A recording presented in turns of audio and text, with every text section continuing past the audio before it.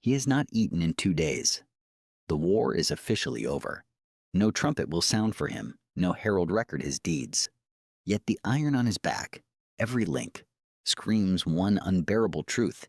If he cannot find coin before sunset, the animal beneath him will be sold by the pound to the first butcher willing to risk the wrath of a desperate man. And without that horse, he is no longer a knight. He is just another anonymous body waiting for the gravedigger's shovel. How did Europe spend 3 centuries manufacturing thousands of these men, elite warriors trained from childhood, only to abandon them to rust, hunger, and infamy? Tonight, we do not chase legends.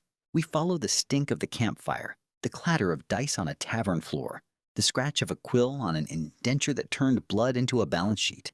Tonight, we resurrect the Hedge Knight, not as you wish him to be, but as he was. Welcome to the age when the horse was a credit card, ransom was a pension plan, and honor was the most expensive luxury a man could never afford. The term itself is an insult. In medieval English speech, the word hedge prefixed anything that had slipped through the cracks of respectable society. Hedge priests without benefice, hedge schools without license, hedge knights without lordship. A hedge is not a wall. It is a living tangle of thorn and branch, property's afterthought.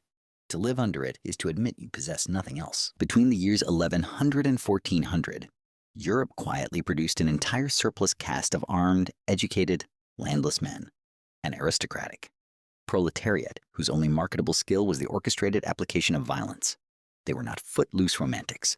They were the fallout from one of the coldest economic equations in feudal history, primogeniture. Imagine the ceremony. The father's breath visible in the great hall, the smell of rushes and wet dogs. The eldest son kneels, swears homage, rises lord of every acre, every mill, every soul who labors within the boundary stones. Behind him, the second son already feels the weight of the cassock being draped across his shoulders, church or nothing. The third and fourth sons smile because they are 7 years old and do not yet understand that their birth was an act of demographic speculation. By the time they reach 14, they will have learned Latin prayers, table etiquette, and how to couch a lance so the point lifts at the final stride. They will also have learned the terrible arithmetic. One estate, one heir, zero redundancy. What do you do with the leftovers? You cannot set them behind a plow. Plowing is serf work, and their pride would crack like ice underfoot. You cannot apprentice them to a guild. Guild law forbids noble blood from sullying itself with trade. You cannot marry them off. Dowries cost land, and land is already promised to the heir. So you give them a warhorse, a sword, and a blessing, and you pray they ride away fast enough that their hunger does not turn homeward. A knight's panoply in the year 1350 costs the equivalent of 10 to 15 years' wages for a master carpenter. Plate must be custom riveted. A gap at the elbow, the width of a thumbnail, is death. But armor is only the frame. The true sink of money is the engine, the horses. Minimum complement, 3. The destrier bred for bone-crushing mass and the nerve to gallop into a wall of sharpened stakes. The palfrey, smooth-gaited, patient, the long-haul truck of the medieval road. The roundsea, the pack animal, carrying nosebags, nails, spare mail, the knight's entire portable economy. Lose one, and you do not simply walk into the next village. You liquidate capital, which means every hedge knight wakes each morning performing mental arithmetic. How many days' oats remain? How many more miles before the shoes wear thin? How many more peaceful nights before the rust gnaws through a link and the first arrow of the next skirmish finds flesh? Peace, for him, is not tranquility. Peace is foreclosure. Before the 100 Years' War turned killing into an assembly line, the tournament circuit is the closest thing to a job fair for the martial unemployed. But forget Hollywood's lists of fluttering scarves and courteous applause. The 12th century melee is a chartered riot. 2 mobs of armored men charge across open countryside, vineyards, ditches, village streets, until one side drives the other to submission. Victory is measured not in cheers, but in captives. A fallen knight is a commodity. Strip him on the spot, chain him in a cellar, negotiate ransom before his family liquidates harvest or tenancy. Win, and you may collect a farm's value in a single afternoon. Lose, and you hand over your own means of production, your horse, your mail, your future. The chronicler Ralph Niger complains these events are not sport but plunder under license. Pope Innocent III threatens excommunication. Kings ban them. Towns pay bribes to keep the chaos outside their walls. None of it matters. The demand for redemption through capture is too lucrative the audience too eager for the spill of noble blood without the spill of noble land. Among these gamblers, one name rises like smoke above the battlefields: William Marshall. Fourth son of a minor baron, he enters the lists in the 1160s with nothing but a borrowed horse and a partner named Roger de Gadji. Together they keep ledgers. 103 knights captured in 10 months. Each transaction logged, ransom price, date, surety. Marshall is not chasing glory, he is accumulating seed capital. He is known to seize reins mid-charge and drag opponents beyond the boundary stones where no herald can witness the theft of victory. After a skirmish at Pleurs, heralds search for the champion to award the prize. They discover him in a blacksmith's shop, head laid on an anvil while the smith hammers the helm dented around his skull.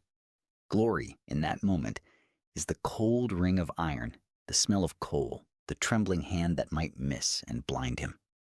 Yet the coins clinking in the sack at his feet will buy 2 more destriers and a year's retainer for the squire who dreams of becoming exactly what Marshall is: a violence entrepreneur on the verge of solvency. Then the long peace shatters. Edward III of England presses his claim to the French crown, and the continent becomes a factory for warfare. The old 40-day feudal levy is useless. Kings need year-round professionals. Enter the indenture, an early employment contract. Daily wage, 2 to 3 shillings. Bonus scale, 10 shillings for an enemy knight captured, double if the prisoner is a banneret. Horse lost in royal service, compensation at assessed value. Loot, 1/3 to the king, 2/3 to the unit. Suddenly the Hedge knight is no longer a vagrant athlete. He is a freelance, literally a lance for hire, selling his lethal competence on an open market. While the war lasts, business booms. Villages burn, but coins clink. Armorers in Bruges work double shifts. Italian bankers float loans secured on future ransoms. The world learns that violence, when properly collateralized, compounds annually, but every market corrects. In the year 1360, the Treaty of Bretigny calls a halt. Overnight, thousands of English, Welsh, Gascon, and German contractors discover their contracts void on French soil. They are unemployed, unpaid, and, crucially, unwilling to return to civilian life for which they have no skill. They do not disband. They coalesce. They elect captains, often bastard sons or landless knights whose only asset is charisma sharpened by cruelty. They call themselves the Great Companies. The French call them flayers, routiers, et coureurs, men who strip a corpse to the shirt. They seize castles not for territory but for leverage. From behind battlements, they dispatch ultimata: pay the petitus, the protection, or we torch your harvest, break your millstones, sell your daughters to the brothels of Avignon. The scale is staggering. At one point, 6,000 routiers camp on the east bank of the Rhone, threatening the papal city itself. Pope Innocent VI, supreme arbiter of Christendom, has no army worth the name. He pays 40,000 gold florins, plus full plenary indulgences, the church's ultimate spiritual blank check. Picture the scene. Professional murderers line up to receive papal blessing, absolution printed on parchment still warm from the press, their saddlebags heavy with coins stamped, by the hand of St. Peter. Paradise, it turns out, has a market price, and the going rate is negotiable. Some, smelling richer prey, drift south across the Alps. 14th century Italy is a mosaic of city-states drunk on banking, silk, and mutual hatred. Florence, Milan, Pisa, Siena. Each has money, each distrusts its citizens with weapons. Enter Sir John Hawkwood, son of an Essex tanner, who learns that in a fragmented market, loyalty is a commodity whose expiry date can be written into contract. Commanding the White Company, he perfects the condata, an agreement so precise it stipulates length of service, number of lances, pay scale, even the width. Of the defensive ditch the company must dig each night. Hawkwood switches sides at the stroke of midnight, honors every clause to the letter, then attacks his former employer at dawn. His annual income peaks at 80,000 florins, 2.5 millennia of skilled labor. He dies in bed, intestate, buried in Florence Cathedral beneath a fresco painted by Uccello. The ultimate proof that for the hedge knight who times the market, war is not a tragedy. It is an initial public offering. Yet for every Hawkwood, 1,000 names rot unrecorded. Daily life is a guerrilla war against entropy. Rust is cancer. A seized hinge means you cannot lift your arm to parry. Without servants, the knight spends hours kneeling beside barrels, scrubbing each link with vinegar and sand. Food is another front.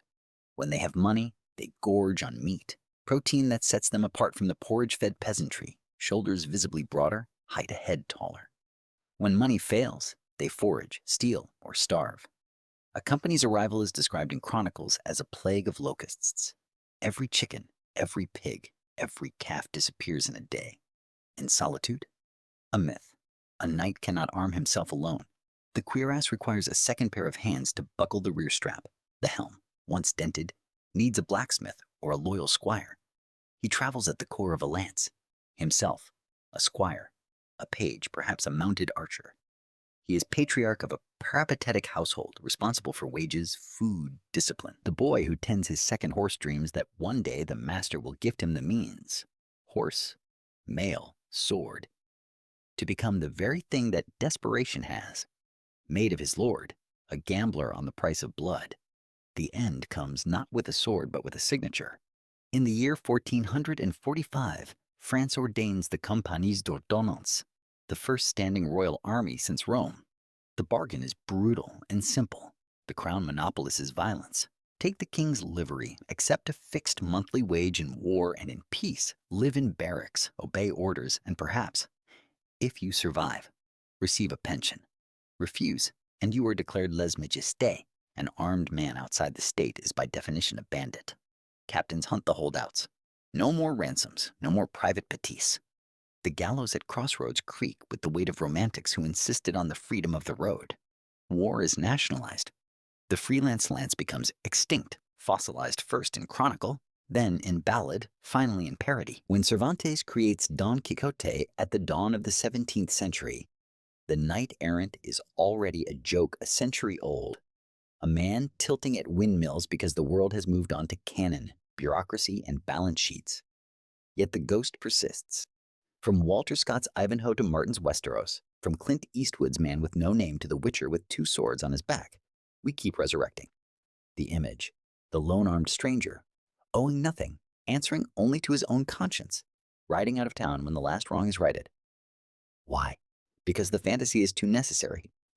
In a world of contracts, commutes, algorithms that sell our data while we sleep, we need to believe that somewhere a man can still stand outside the grid, free to choose honor or damnation with no payroll department to answer to.